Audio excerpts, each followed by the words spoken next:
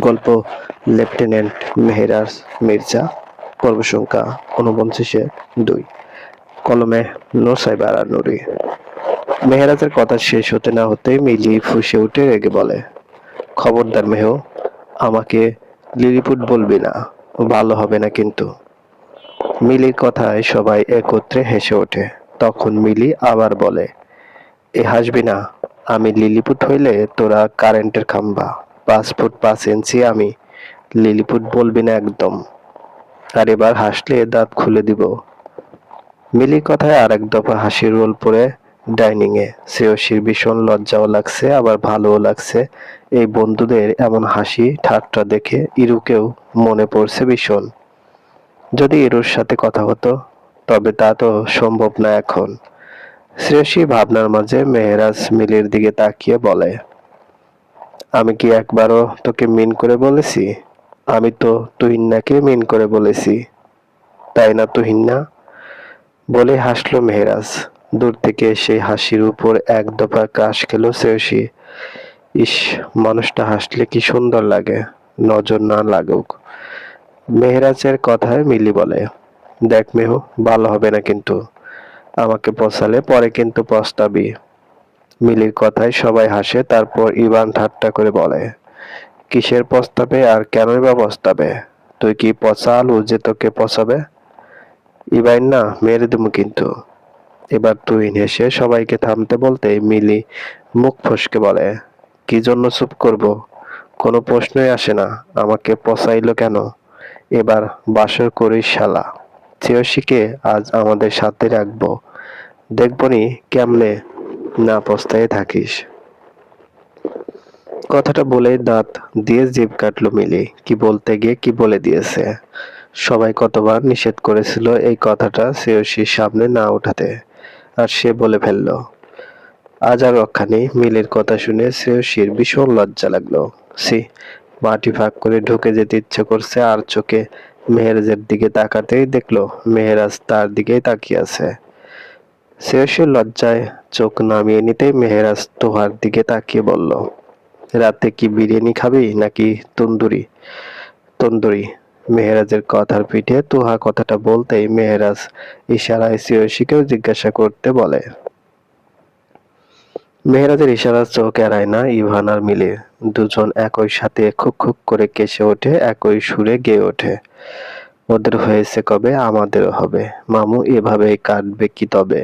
ওদের হয়েছে কবে, আমাদেরও হবে। মিলি আর ইভানের এমন গান শুনে তোহা ধমক দেয় ওদের, তারপর বলে, তোরা কি বাচ্চা ভাই, চুপ করতে পারিস না? আমরা তো বাচ্চাই, এখনো বিয়ে করলাম না। চুপ কর বেয়াদব। তোহার কথায় ইভান চুপ হয়ে যায়। এদিকে ইভানদের কানের মানে ধরতে পেরে শ্রেয়সী আরো লজ্জা পায়। তোহা শ্রেয়সীর মুখের দিকে তাকিয়ে বলে, ননদিনী, তুমি কি খাবে? সবাই যা খাবে। আরে এর বাইরে কিছু থাকলে কানে কানে বলো, আমি বলে দিচ্ছি। তোহার কথায় মিলি বলে, কেন কেন, কানে কানে কেন বলবে? আমরা কি দোষ করলাম? মেহু, কোল্ড ড্রিঙ্কস নিয়ে আসিস। তোর বিয়েতে এনজয় খাইতে পারলাম না, আজ মন ভরে খাবো। খাদো কাপু, এবার অন্তত চুপ থাক। তোহার কথায় মুখ ভ্যাংচে মিলি। তোহা শ্রেয়সীর মুখের কাছে কান এগিয়ে নিয়ে যেতে শ্রেয়সী লজ্জামাখা কণ্ঠে বলে, কিছু লাগবে না ভাবি, আরে বলো। তোহার জোরাজুরিতে শ্রেয়সী এবার লজ্জা নিয়ে বিড়বিড় করে বলে, চকলেট নিয়ে আসতে বললেন সবার জন্য। সবার জন্য লাগবে না, তোমার জন্য শুধু। এবার বলো আর কি? শুধু চকলেটই ভাবি? শ্রেয়সীর কথায় তো হাসে, তারপর ফিসফিস করে বলে, কোন ফ্লেভার? তোহার কথায় আরো লজ্জা পায় শ্রেয়সী, তারপর একই সুরে বলে, উনি জানে। বাবা, উনি? কথাটা বলে ঠোঁট টিপে হাসে তোহা।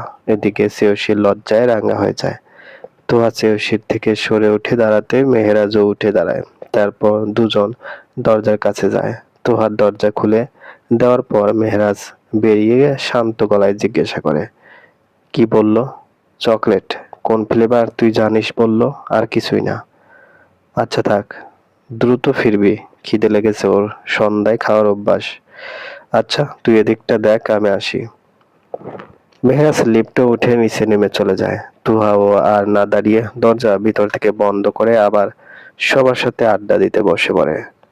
এদিকে তুহা লিভিং রুমে ফিরে আসতে মিলি আর ইভান একসাথে তার উপর চড়াও হলো। মিলি চোখ ছোট ছোট করে তুহাকে শুধালো, কিরে তুহা, মামু তোকে দরজার মুখে দাঁড়িয়ে গোপনে কি জিজ্ঞেস করলো রে? নিশ্চয়ই তোর এই নতুন ননদিনীর পছন্দের কোনো গোপন রহস্য জানতে চাইছে। তুহা রহস্যময় এক চিলতে হাসি এসে সোফায় গা এলিয়ে দিয়ে বলল, সেটা তোদের না জানলেও চলবে খাদু কাপু। তোদের যা কাজ তা হলো চুপচাপ বসে থাকা আর খাবার আসার অপেক্ষা করা। ডাইনিং টেবিলের এক পাশে চুপচাপ বসেছিল শ্রেয়সী। তার দুগাল তখনও লজ্জার রক্তিমাবায় রাঙানো। বন্ধুদের মাঝের এই অনাবিল আনন্দ, খোলামেলা ঠাট্টা তামাশা তার মনের ভেতর জমে থাকা দীর্ঘদিনের ভয় আর দুশ্চিন্তার পাহাড়টাকে কিছুটা হলেও হালকা করে দিচ্ছে। গ্রামের সেই কুৎসিত পরিবেশ, ভাইয়ের চক্রান্ত আর সার্বিক অনিশ্চয়তার ভেতর থেকে সে যেন হঠাৎ এক আলো ঝলমলে নতুন জগতে এসে পড়েছে। মেহেরাজের বন্ধুগুলোর হৃদয়টা কতটা নিখাত তা তাদের প্রতিটা কথাবার্তায় প্রকাশ পাচ্ছে। মিলি বারবার টেবিল চাপড়ে হাস্যকর সব যুক্তি দেখাচ্ছে আর ইভান তাকে খেপিয়ে মারছে।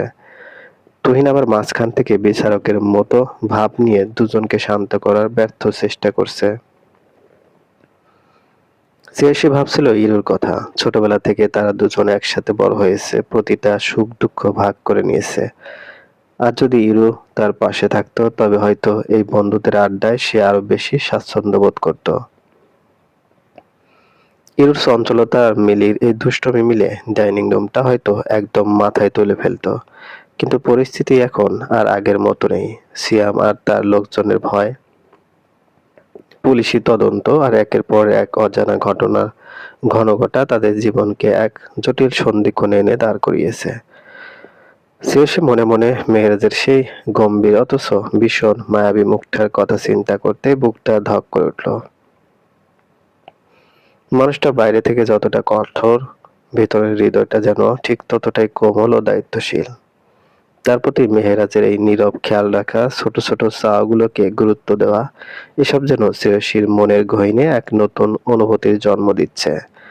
যাকে সে এতদিন কেবল এক রক্ষাকর্তা বা গম্ভীর অফিসার হিসেবে দেখে এসেছে, তাকে ঘিরে এখন স্বপ্নের বুদবুদ জমতে শুরু করেছে। আনাম মিয়া চট্টগ্রামে নেই, শহরের বাইরে গেছে গুরুত্বপূর্ণ কোনো কাজে। যার কারণে সিয়াম সেদিন রাতে আনাম মিয়ার খোঁজে গিয়েও পায়নি। সাথে পুরোপুরি নিশ্চিত হয়ে গেছে যে আনাম মিয়া তার সাথে শত্রুতা করেছে, নয়তো শহর ছেড়ে গেল কেন হঠাৎ কিছু না বলেই। অন্যবার তো ঠিকই বলে যায়, হয়তো এবার তার বোন আর বউকে সে সিয়াম কথাটা ভাবতে চায় না। বুকের ভেতর ভীষণ পীড়া দেয়।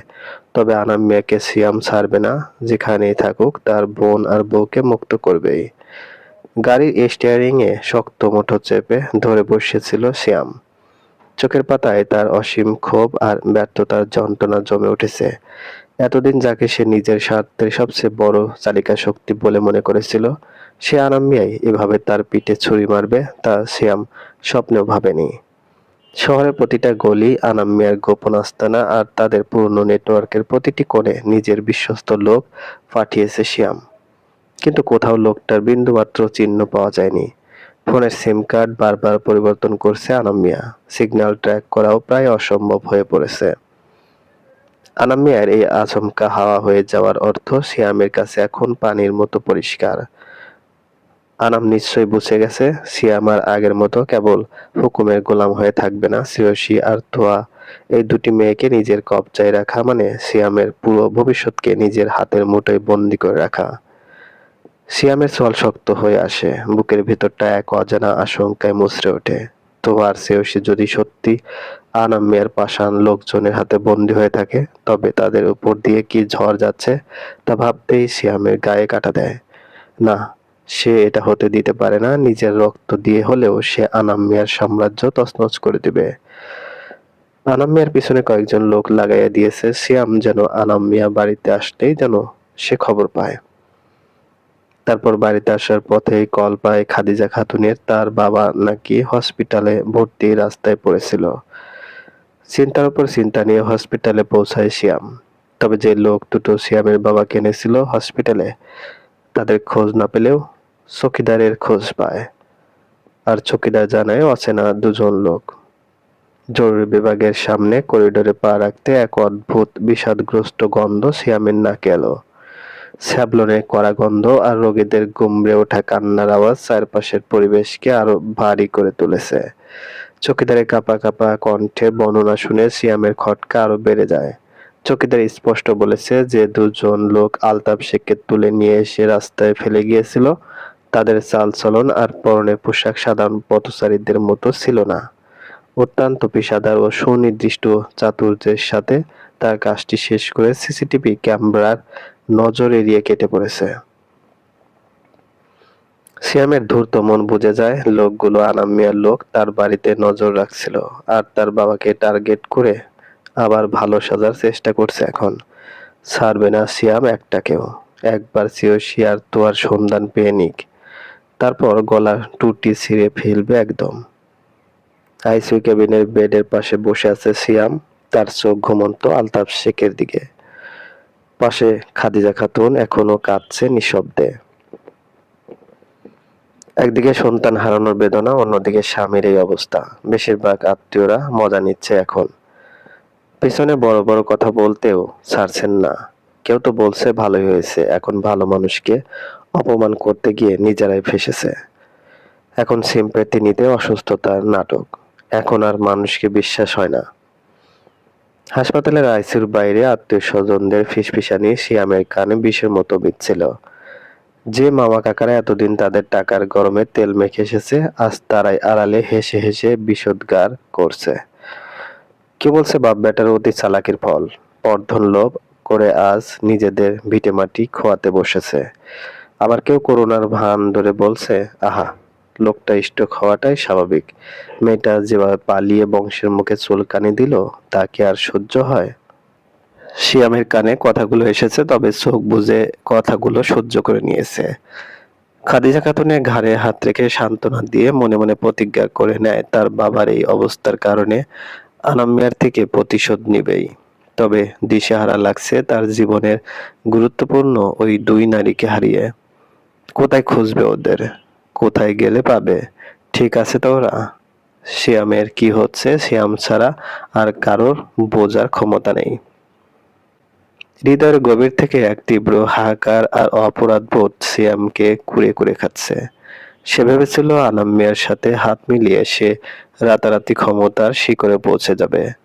গ্রামের মেম্বারি থেকে শুরু করে বড় বড় ব্যবসার লাইসেন্স নিজের নামে করে নেবে। সেই লোভে অন্ধ হয়ে সে নিজের একমাত্র বোন শ্রেয়সীর ইচ্ছার বিরুদ্ধে তাকে পণ বানিয়েছিল। তোহার ওপর মানসিকভাবে অত্যাচার চালিয়েছিল। আর আজ সেই লোভের বলি হলো তার পুরো পরিবার। বাবা বিছানায় মৃত্যুর সাথে লড়ছেন, মা কান্নাকাটি করে চোখের জল শুকিয়ে ফেলেছেন, আর বোন ও স্ত্রী কোথায় আছে তার কোনো হদিস নেই। সারাটা দিন হসপিটালে কাটিয়েছে, পাশাপাশি লোক দ্বারা খোঁজ চালাচ্ছে তার বোন আর তোহার। সত্যি যদি নিলয় মির্জা পুলিশ কেস করে তখন আর এক বিপদ। সিয়ামের নিজেরই অসুস্থ পাগল উন্মাদ মনে হয়। মাঝে মাঝে মনে হয় সব ছেড়ে দূরে কোথাও হারিয়ে যেতে। আজ একমাত্র তার বুদ্ধির কারণেই তার শ্রেয়সী আর বউ নিখোঁজ। তার কারণেই আনাম মিয়া সব জানতে পেরেছিল। আর তার কারণেই তার বাবা অসুস্থ। মস্তিষ্ক কাজ করছে না সিয়ামের। কি থেকে কি করবে সে? মেহেরাজ বাজারে না এসে বেশ কিছুক্ষণ ড্রাইভ করে একটা শুনশান ব্রিজের কাছে এসে গাড়ি দাঁড় করায়। তারপর কারো কাছে কল দেয়। বেশ কিছুক্ষণ পর ব্রিজের নিচ থেকে দুজন উপরে উঠে আসে, একজন ফুয়াদ আর একজন গার্ড। নদীর ওপর নিঝুম কুয়াশাচ্ছন্ন বৃষ্টি তখন প্রায় জনমানবহীন। ব্রিজের নিচে কালো জলধারা স্রোত বয়ে চলেছে অলস গতিতে। গাড়ির ইঞ্জিন বন্ধ করে মেহেরাজ ড্যাশবোর্ডের দিকে তাকিয়ে কিছুক্ষণ চিন্তা করলো। মিলি আর ইভানদের সামনে সে যতটা হালকা ঠাট্টাপূর্ণ মেজাজে ছিল, এই নির্জনতায় এসে তার ভেতরের সামরিক অফিসার মেহেরাজ মির্জা জেগে উঠল। তার প্রতিটা পদক্ষেপে এখন হিসাব কষা কৌশল। গোয়েন্দা সংস্থা আর মিলিটারির বিশেষ টিমের গোপন অপারেশন সমস্ত সুতা এখন তার হাতে। ফুয়াদ গাড়িটির কাছে এগিয়ে এসে দরজায় মৃদু টোকা দিল। মিলিটারি সিক্রেট ইন্টেলিজেন্স উইং এর অত্যন্ত দক্ষ ও বিশ্বস্ত কর্মকর্তা ফুয়াদ। তার পেছনে দাঁড়িয়ে থাকা গার্ডের হাতে কালো ক্যানভাসের দুটি বিশেষ ফাইবার বক্স। ফুয়াদ মেহেরাজের গাড়ির জানালায় টোকা দিতে মেহেরাজ গাড়ির দরজা আনলক করে বাইরে বেরিয়ে আসে। তারপর ফুয়াদের সাথে হ্যান্ডশেক করে। ফুয়াদ হাসি মুখে মেহেরাজের ভালো মন্দ জিজ্ঞাসা করার পর মেহেরাজ বলে, যা যা আনতে বলেছিলাম এনেছো? জি স্যার। ফুয়াদ পিছনের ছেলেটার দিকে হাত বাড়াতে দুটো বক্স এগিয়ে দেয় মেহেরাজের দিকে। মেহেরাজ বেশ খুশি হয়। তারপর বক্স দুটো নিয়ে গাড়ির সিটের উপর রেখে বলে, মিশনটা শেষ করতে হবে আর টাইম নেওয়া যাবে না। আমার ছুটি 3 মাসের, বাট যখন তখন ডাক পড়ে যেতে পারে। আমি চাই আমি নিজের চাকরিতে ফিরে যাওয়ার আগে আমার বন্ধুদের মাথা থেকে এই সম্পূর্ণ মিশনের ভারটা সরিয়ে দিতে। মেহেরাজের চোখে মুখে এক অদ্ভুত দৃঢ়তা। সে খুব ভালো করে জানে তার পুলিশ বন্ধুরা তুহিন, ইভান আর মিলি দিনরাত এক করে এই চোরাচালান আর গ্যাংস্টার নেটওয়ার্ক উন্মোচন করার চেষ্টা করছে। কিন্তু তারা আইনের চশমা দিয়ে কাজ করছে বলে অনেক জায়গার তাদের হাত পা বাঁধা। সিভিল ল বা সাধারণ পুলিশিং ব্যবস্থার কিছু নির্দিষ্ট সীমাবদ্ধতা থাকে যা অপরাধীরা দারুণভাবে ব্যবহার করে। কিন্তু মেহরাজ কাজ করছে মিলিটারি স্পেশাল প্রোটোকল অনুযায়ী, যেখানে অপারেশনের গতি আর গোপনীয়তাই শেষ কথা। মেহরাজ আবার বলল, তুহিন আর ইভান অনেক দূরে গেছে, কিন্তু শিয়াম আর আনাম মিয়ার আসল ঘাঁটিটা কোথায় তা উদ্ধার করতে তাদের আরো কয়েক সপ্তাহ লেগে যাবে। ততদিনে আনাম তার সীমান্ত পারের চালান নিশ্চিত করে ফেলবে। আমি চাই না আমার অনুপস্থিতিতে আমার বন্ধুদের উপর কোনো আঘাত আসুক। আর সবচেয়ে বড় কথা, চিয়োশি আর তুহা এখন সম্পূর্ণ সুরক্ষিত থাকলেও ওদের মানসিকভাবে স্বাভাবিক করতে হলে এই অপরাধীদের চিরতরে গারদে পাঠানো ছাড়া উপায় নেই। ফুয়াদ মেহেরাজের কথায় সায় দিয়ে পকেট থেকে একটা ছোট এনক্রিপ্টেড ড্রাইভ বের করলো। ব্রিজের উপর মৃদু বাতাসে শীষ বয়ে যাচ্ছিল। মেহেরাজ হাতের বক্স দুটোর উপর হাত বুলালো। একটি বক্সে শ্রেয়সীর প্রিয় ব্র্যান্ডের দামি চকলেটের প্যাকেট এবং অন্যটিতে তাদের এই গোপন মিশন সংক্রান্ত অতি সংবেদনশীল ট্র্যাকিং ডিভাইসের অতিরিক্ত সেট। মেহেরাজের কথায় ফুয়াদ শান্ত গলায় বলে, আলতাফ শেখকে তো প্যারালাইজড করে দিয়েছি ইনজেকশন পুশ করে। ও এমনিতেই কাজের ছিল না স্যার। আমাদের টার্গেট দুজন সিয়াম শেখ আর এমপি আনাম মিয়া। দুজনের মোবাইলের সাথে আমাদের লোকেশন রাডারের কানেকশন ফিক্সড আছে। কখন কি কথা হয়, কোথায় যায় সব জানা যাচ্ছে। আপনি চাইলে ওদের উপরে পাঠিয়ে পুরো কেসটা সমাধান করে দিই। ফুয়াদের কথায় মেহেরাজ একটা দীর্ঘশ্বাস ছেড়ে বলল, আমরা শুধুমাত্র পুলিশের টিমটাকে গোপনে সাহায্য করব। বাকি কাজ পুলিশের স্পেশাল টিম মানে আমার বন্ধুরা সামলাবে। আর আমরা যদি আগেই ওদের মেরে ফেলি তাহলে ওদের ঘাঁটি উদ্বোধন হবে না। তাই আমরা ক্লু দেব আর পুলিশের টিম সব খুঁজে নিবে। তবে মাথায় রেখো, আমাদের পরিচয় কেউ যেন জানতে না পারে। তুমি সব সামলে নিও আর আমাকে জানিও। আমি আর আসতে পারবো না, কারণ আমার বন্ধুরা সব ইন্টেলিজেন্ট, সন্দেহ করতে সময় লাগবে না। মেহেরাজের কথায় ফুয়াদ মাথা নাড়ায় হ্যাঁ সূচক, তারপর বলে, কিন্তু স্যার সবকিছু আপনি করে ক্রেডিট আপনার বন্ধুদের দিবেন কেন? পুলিশের টিমের আরো অনেক মাস সময় লাগতো এসবগুলো খুঁজতে। চলবে? গল্পটি ভালো লাগলে অবশ্যই লাইক করবেন, কমেন্ট করে জানিয়ে দিবেন। চ্যানেলে যদি নতুন হয়ে থাকেন অবশ্যই সাবস্ক্রাইব করে পাশে থাকা বেল আইকনটি প্রেস করে রাখুন, যাতে নতুন নতুন ভিডিও আপলোড করার সাথে সাথে আপনার নোটিফিকেশনে চলে যায়। অলরেডি যারা সাবস্ক্রাইব করেছেন তাদেরকে অসংখ্য ধন্যবাদ।